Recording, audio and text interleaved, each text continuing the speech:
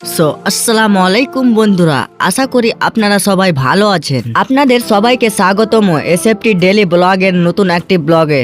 এখন টাইম প্রায় রাত 12টা বেজে গেছে। আজকের ব্লগটি হতে যাচ্ছে একদম আলাদা। আজ রাত 12টার পর আমরা বাড়ি থেকে বের হচ্ছি কালিয়াচকের উদ্দেশ্যে।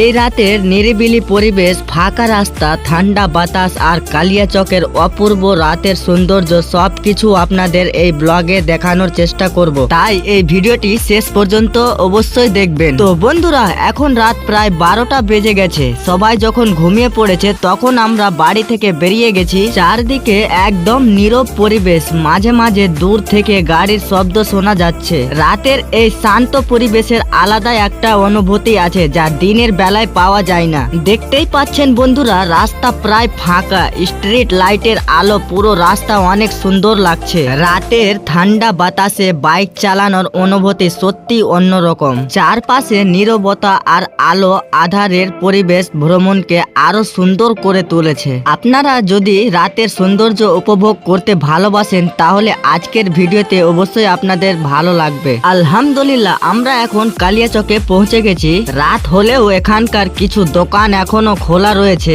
কোথাও চায়ের দোকানে মানুষ আড্ডা দিচ্ছে, আবার কোথাও দূর পাল্লার গাড়ি চলাচল করছে। দিনের ব্যস্ততার তুলনায় রাতের কালিয়াচকের পরিবেশ অনেকটাই শান্তি ও ভিন্ন। বন্ধুরা, চারদিকে সুন্দর আলোয় আলোকিত রাস্তা, দোকানপাট আর যানবাহনের চলাচল সব মিলিয়ে রাতের কালিয়াচকের একটি আলাদা সৌন্দর্য রয়েছে। রাতের পরিবেশকে কাছ থেকে দেখলে বোঝা যায় প্রতিটি জায়গার দিনের পাশাপাশি রাতের নিজস্ব একটি রূপ আছে। এই দৃশ্যগুলো ক্যামেরায় যতটা সম্ভব তুলে ধরার চেষ্টা করছি যাতে আপনারাও বাড়িতে বসে উপভোগ করতে পারেন। আপনারা কমেন্ট করে অবশ্যই জানাবেন রাতের ব্লগ দেখতে আপনাদের কেমন লাগে। আর যদি চান আমরা কালিয়াচকের আরো নতুন নতুন জায়গা, রাতের বাজার, খাবারের দোকান এবং আশেপাশের বিভিন্ন স্থান নিয়ে ব্লগ তৈরি করব। কালিয়াচকটাকে আরো সুন্দর করে আপনাদেরকে দেখিয়ে দিচ্ছি।